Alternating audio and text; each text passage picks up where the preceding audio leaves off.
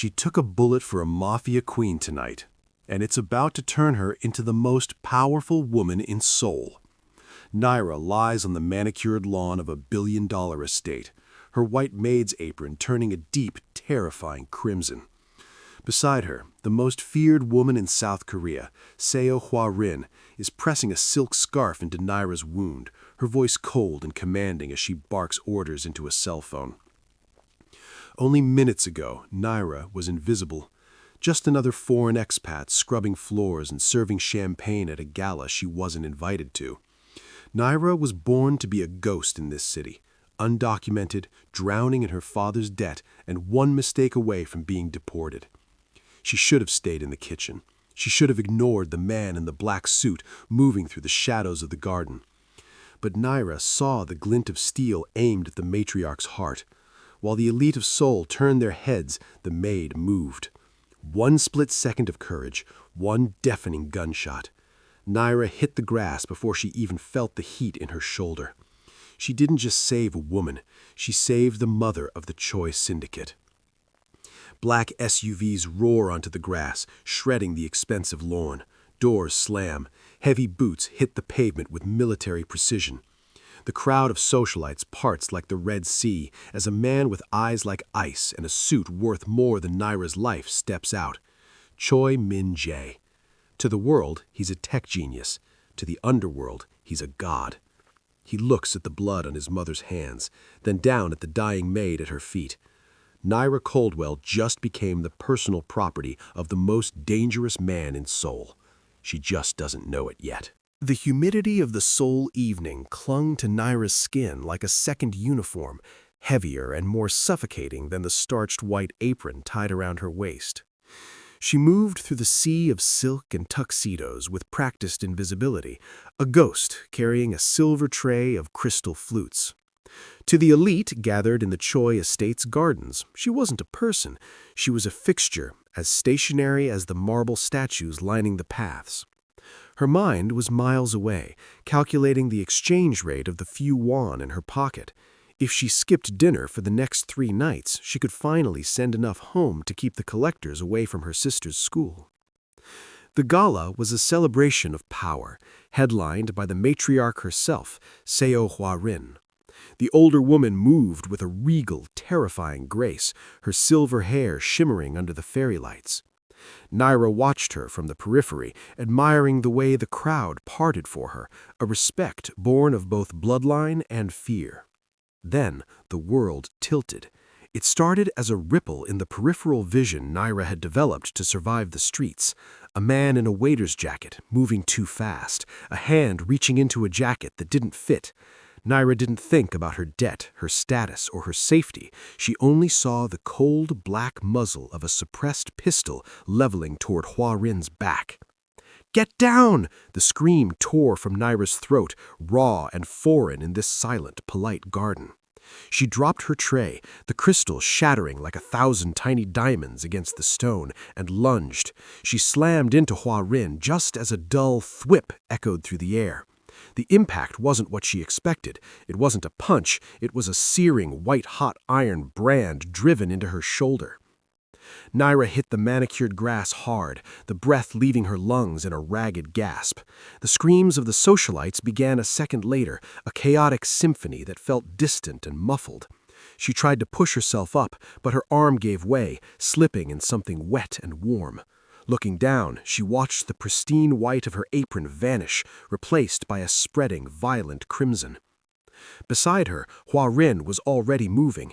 The matriarch wasn't cowering, she was kneeling, her sharp eyes scanning the chaos before settling on Naira. There was no pity in her gaze, only a terrifying, intense focus. She pressed a silk wrap against Naira's wound, her jewelry-clad fingers stained with the maid's blood. "Stay with me, girl," Hwa-rin commanded, her voice a low vibration of authority. Naira's vision began to fray at the edges, the vibrant greens of the garden fading into a dull gray. The last thing she heard wasn't the sirens or the shouting, but the heavy, rhythmic thud of boots on the gravel and a man's voice, deep, cold, and shimmering with a sudden lethal rage, demanding to know who had dared to touch his mother. As the darkness pulled at her, Naira realized with a fading jolt of terror that the life she had been trying so hard to save was officially over. The scent of expensive sandalwood and sterile ozone was the first thing to reach Naira's senses, a sharp departure from the grease and lemon-scented bleach of her former life. When her eyes finally fluttered open, she didn't see the cracked ceiling of her cramped studio or the fluorescent hum of the mansion kitchen. Instead, she was met with a panoramic view of the Seoul skyline, a glittering carpet of neon lights sprawling beneath floor-to-ceiling glass. She tried to sit up, but a sharp, biting tug in her shoulder forced a gasp from her lips. "Don't move. The sedatives are still in your system, and you've lost a significant amount of blood." The voice was like velvet wrapped around steel, cold, precise, and utterly commanding. Naira turned her head slowly, her pulse quickening as she realized she wasn't alone. Sitting in a sleek, charcoal-gray armchair just feet from her bed was Choi Min-jae. He had shed his tuxedo jacket, his white dress shirt unbuttoned at the collar and sleeves rolled up to reveal forearms that looked as though they were carved from granite. He wasn't looking at the city, he was looking at her, his dark eyes unblinking and unreadable. Naira's hand instinctively went to her shoulder, finding soft silk pajamas instead of her blood-stained apron. Her heart hammered against her ribs. Where am I?" "My private residence," Min-jae replied, his voice devoid of warmth but heavy with an intensity that made the air feel thick. "My personal physicians handled your surgery. You've been unconscious for 14 hours. Naira swallowed hard, the memories of the garden galler rushing back, the glint of the gun, the heat of the bullet, and the terrified face of So Hwa-rin. "Your mother, is she safe because of you?" Min-jae stood up, his tall, athletic frame casting a long shadow across the high-tech suite. He walked toward the bed with the predatory grace of a man who owned everything his gaze touched. He stopped just inches away, looking down at her with a mixture of fascination and grim calculation. Naira's hand instinctively went to her shoulder, finding soft silk pajamas instead of her blood-stained apron. Her heart hammered against her ribs. "That courage just cost you your invisibility, Naira Caldwell," he whispered, his voice vibrating with a dark promise. "The people who tried to kill my mother now know your face. You can't go back to your world. From this moment on, you belong to the Choi Syndicate. You stay here under my shadow, or you die."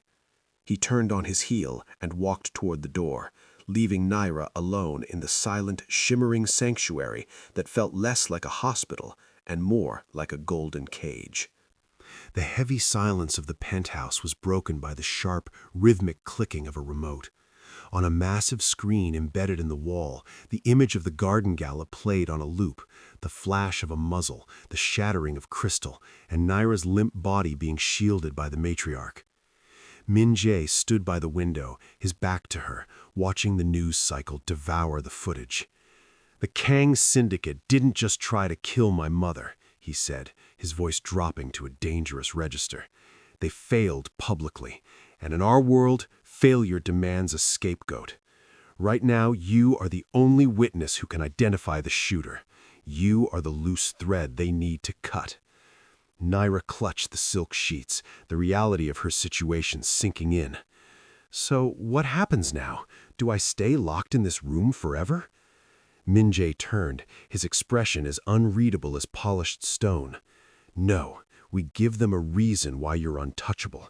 We change the narrative from a maid who got lucky to a woman who belongs to the Choi family." He stepped closer, tossing a thick folder onto the bed. "This is your new life, Naira.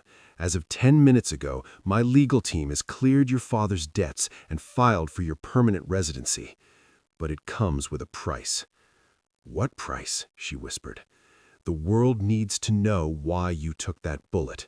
They need to believe you weren't protecting a stranger, but your future mother-in-law." Before Naira could process the words, Min-jae grabbed the remote and switched the channel. A live press conference was unfolding in the lobby of the Choi Tower. A spokesperson stood behind a podium, dozens of microphones clustered like hungry insects. "In light of the recent security breach," the spokesperson announced, her voice echoing through the penthouse speakers, "Chairman Choi Min-jae wishes to clarify the identity of the woman injured during the event. She is not a member of the domestic staff. She is Naira Caldwell, Chairman Choi's private fiancée. She was at the gala as a guest of the family, and her actions were those of a woman protecting her own." The room on the screen erupted into a frenzy of camera flashes and shouted questions.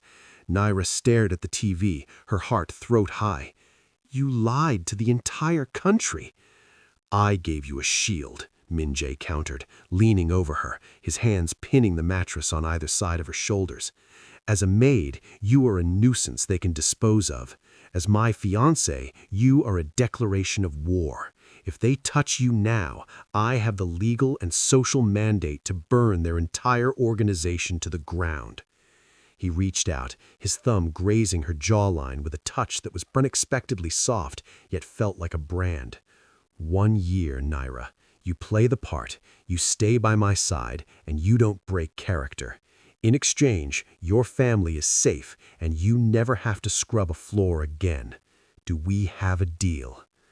Naira looked into those dark, icy eyes and realized the debt she owed was no longer to the banks, but to the devil himself. She nodded slowly. "We have a deal." The days that followed the boutique ambush were no longer filled with the recovery of a patient, but the forging of a weapon. The penthouse, once a sanctuary of glass and steel, became a classroom where the air was thick with the scent of expensive tea and the weight of ancestral expectations.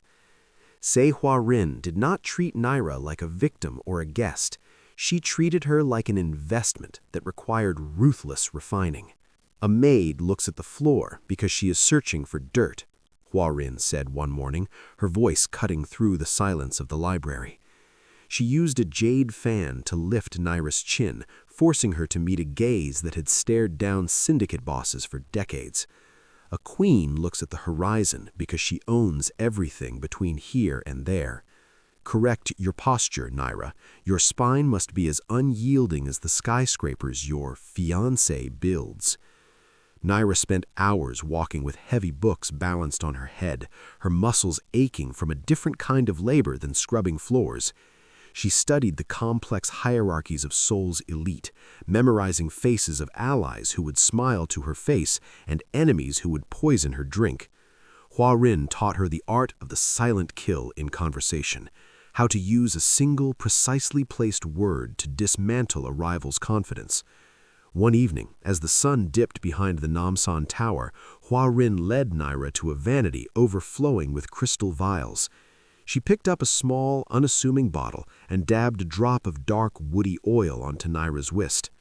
"The girls in the clubs wear sweetness to attract attention," Hua-rin murmured, her reflection in the mirror appearing like a ghostly mentor behind Naira. "But a woman in our position must smell of earth, ancient wood, and gold. Remember this, Naira.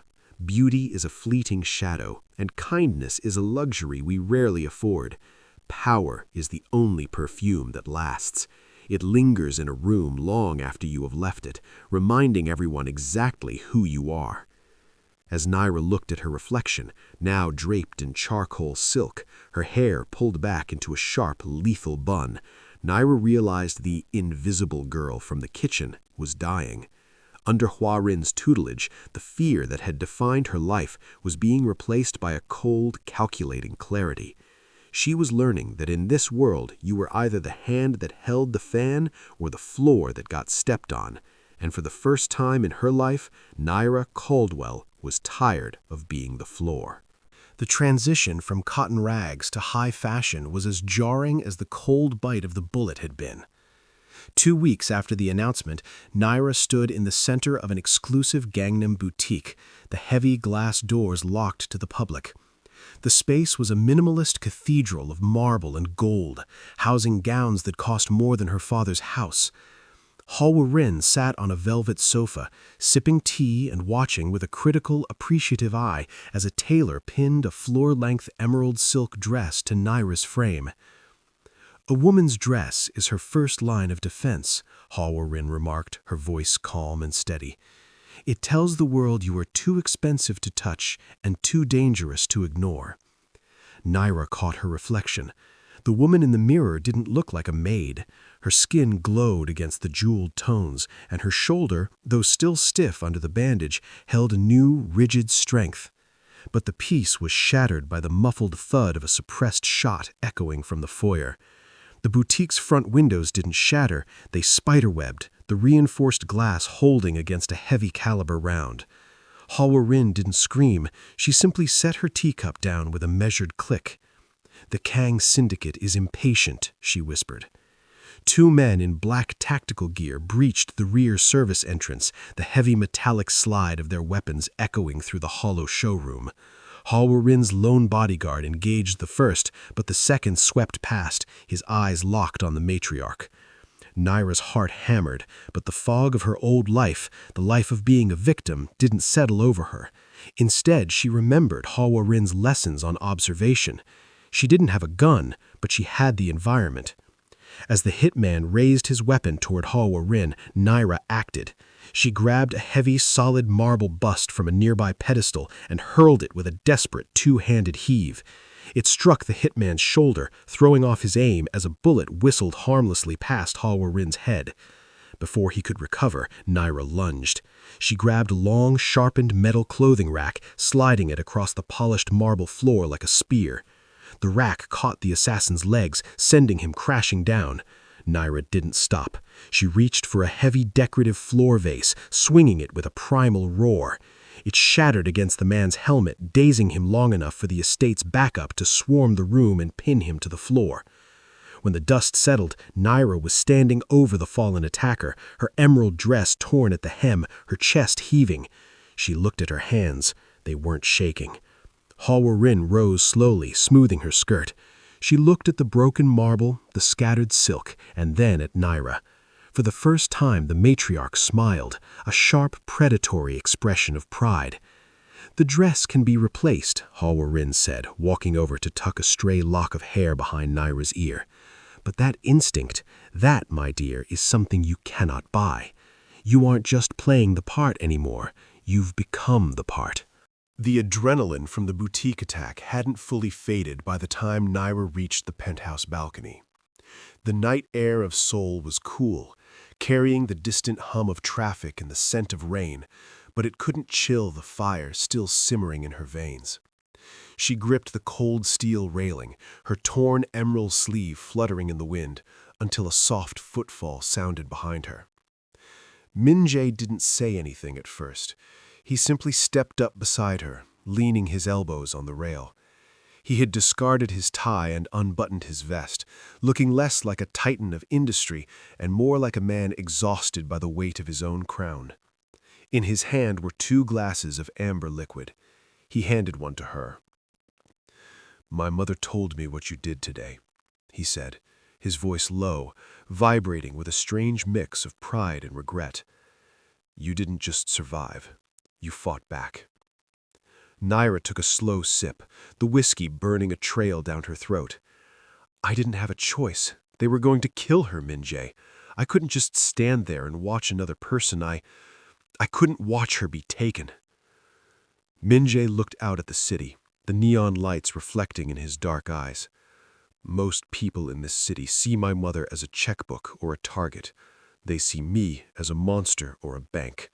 No one ever just sees us as people worth saving." He turned to look at her, the usual icy mask beginning to crack. "Why did you really do it? Not just today, but the first time. You didn't know who we were." Naira leaned her head against the cool glass of the balcony door. "My father spent his life protecting me from his mistakes. He took the hits, the threats, the shame, all so I could have a chance at a life in Seoul. He died to keep me safe. When I saw your mother in that garden, I didn't see a MAFIA matriarch. I saw a parent who deserved to come home to her son." Min-jae was silent for a long moment. Then he reached out, his fingers brushing against the bandage on her shoulder. "My father was killed when I was 12. I spent the next 20 years building a fortress around my mother so I would never have to feel that helplessness again. Every deal, every body, every lie, it was all for her.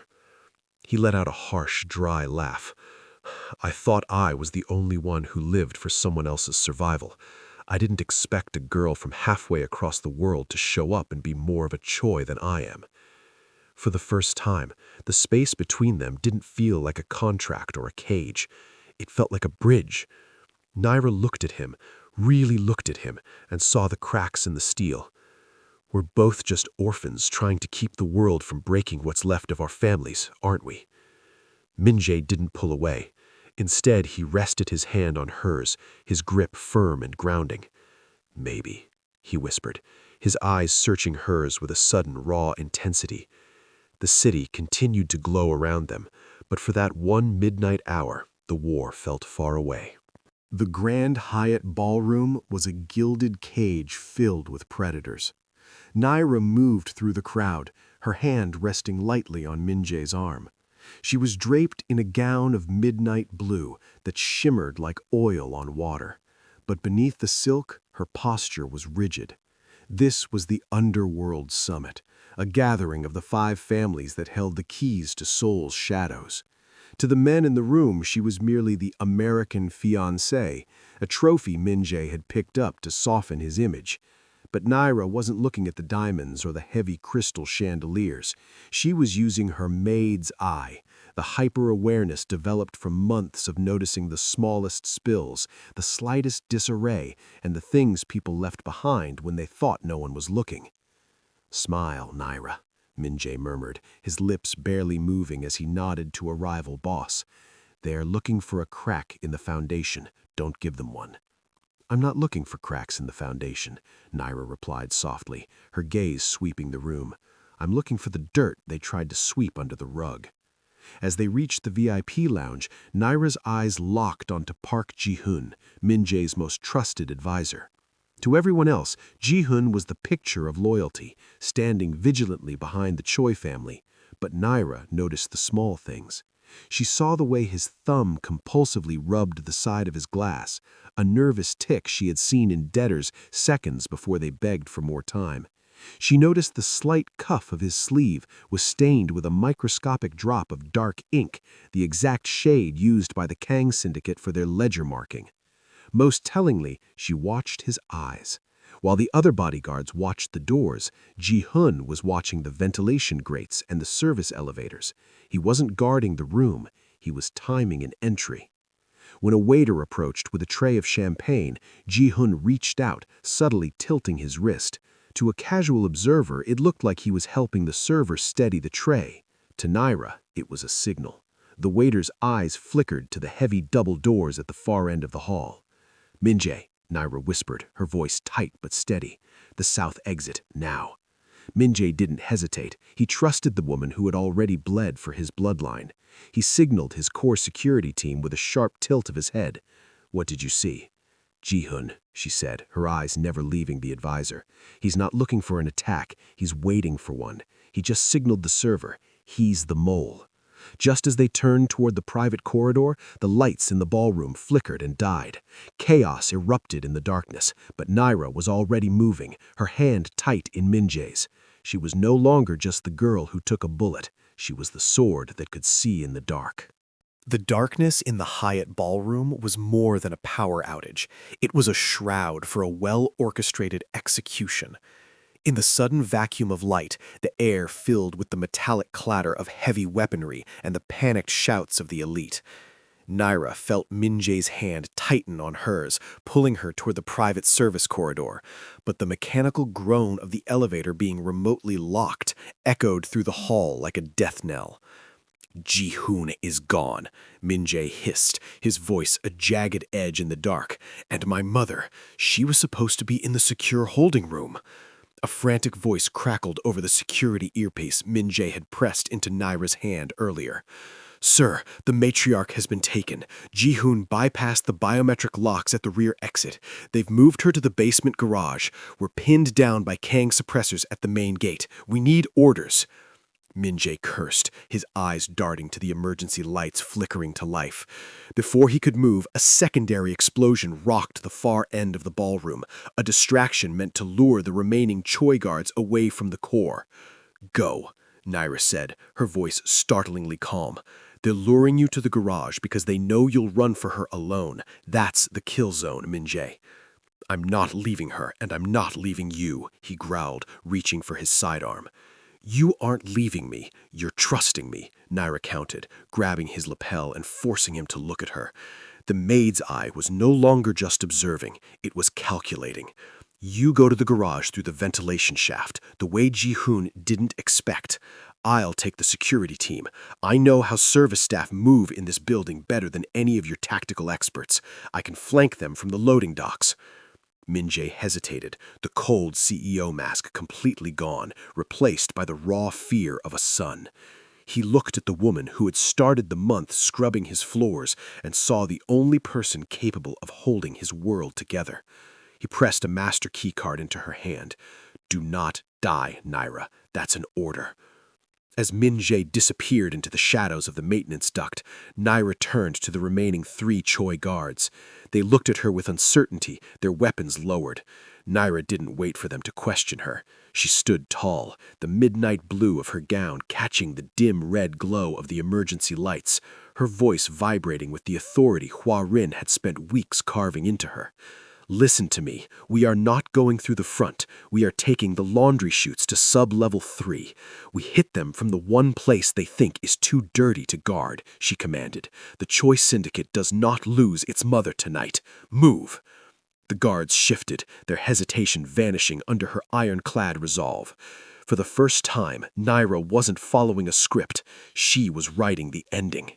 The air at the Incheon shipping docks tasted of salt, diesel, and impending death. Cranes loomed over the asphalt like skeletal giants, casting long, jagged shadows across the labyrinth of shipping containers. Following the trail from the hotel, Naira had led her splinter team through the maze, her senses heightened to a lethal degree. She didn't need a tactical map. She understood the rhythm of the workers, the blind spots of the loading bays, and the places where someone as invisible as a maid could hide a body. In the center of a clearing, illuminated by the harsh glare of industrial floodlights, she saw them. Seo Hua Rin was tied to a chair, her silver hair disheveled, but her head held high. Facing her was Ji-hoon, the mole, flanked by a dozen Kang Syndicate gunmen. And walking straight into the center of the trap was Choi Min-jae. "Drop the gun, Min-jae," Ji-hoon's voice echoed, distorted by the wind. "The moment you pull that trigger, your mother dies. The moment you step closer, you die. There is no version of tonight where you walk away." Min-jae stood his ground, his silhouette sharp against the darkness, a lone wolf surrounded by jackals. Naira, positioned 30 feet above them on a rusted metal gantry, scanned the horizon. Her eyes, trained by weeks of Hua Rin's observation drills, caught a metallic glint atop a stack of blue containers 300 yards out. A sniper. The assassin's finger was tightening on the trigger. Min-jae was seconds away from a hole in his chest. Naira didn't have a rifle. She had a heavy industrial flare gun she'd pulled from a safety locker and the iron will of a woman who had nothing left to lose. She didn't hesitate. She aimed not at the sniper, but at the fuel drum positioned directly beneath his perch. The flare hissed through the night, a streak of crimson fire. The explosion was deafening, a pillar of orange flame that knocked the sniper off balance and sent a shockwave through the docks. In the chaos, Naira didn't wait. She grabbed a heavy shipping cable and swung down from the gantry, her midnight blue dress tearing as she descended like a vengeful wraith. She hit the ground rolling, pulling a concealed blade, the same type of kitchen knife she'd used in the garden, from her thigh holster. As Min-jae engaged the gunman, Naira moved toward Ji-hoon. He turned, eyes wide with shock at the maid who had breached his perimeter. He raised his weapon, but Naira was faster. She moved with the predatory grace Hua Rin had taught her, sliding under his aim and driving her blade into the gap of his tactical vest. Ji-hoon slumped to his knees, clutching his side as the life drained from his eyes. Naira stood over him, her face splattered with oil and blood, her gaze colder than the winter sea. "You forgot one thing, Ji-hoon," she whispered as Min-jae reached his mother and cut her bonds. "I'm the one who cleans up the trash." The war for the Choi Syndicate was over. The woman who had started the night as a witness had ended it as the victor.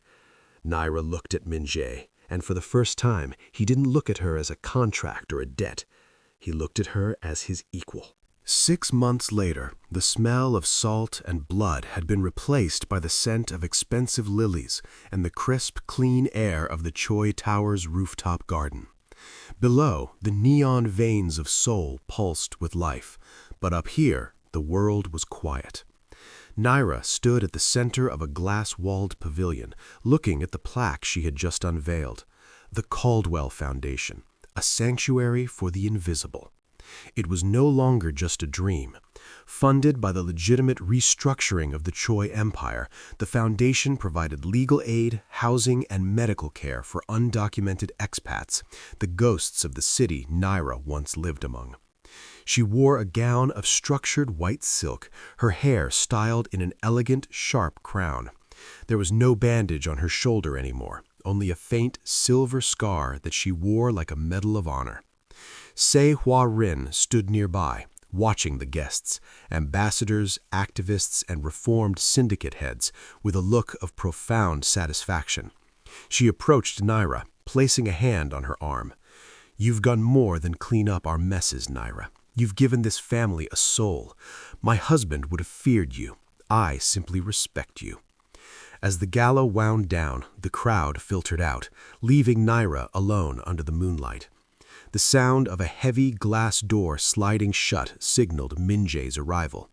He had traded his tactical gear for a suit that fit like a second skin, but the predatory edge in his walk had softened into something deeper, something permanent. "The numbers for the first quarter are in," he said, stepping up to the railing beside her. "You've already stabilized the lives of 300 workers. My board members are calling you the Angel of Seoul." Naira laughed, a genuine, light sound that she hadn't possessed 6 months ago. "I'm no angel, Min-jae. I'm just a woman who knows what it's like to be hungry in a city made of gold." Min-jae turned to her, the flickering lights of the city reflecting in his dark eyes. He didn't reach for a contract or a legal brief. Instead, he reached into his pocket and pulled out a small velvet box. He didn't drop to one knee. He stood before her as an equal, his gaze unwavering. "The 1-year contract is still on my desk, Naira, but I don't want to wait for it to expire. I don't want a witness, a protege, or a fake fiancé." He opened the box, revealing a ring with a central black diamond, as dark and resilient as the life they had built together. "I want a partner. I want the woman who saw the monster behind the mask and chose to stay. Build this empire with me, not because you owe me, but because I'm nothing without you." Naira looked at the ring, then up at the man who had seen a maid and found a queen. She didn't hesitate. She took the ring from the box and slid it onto her own finger, her touch firm. "The contract is dead, Min-jae," she whispered, pulling him into a kiss that tasted of victory and a future they had fought for in blood. High above the city that had once tried to erase her, Naira Caldwell wasn't just surviving, she was ruling. The invisible girl was gone. The new empire had begun.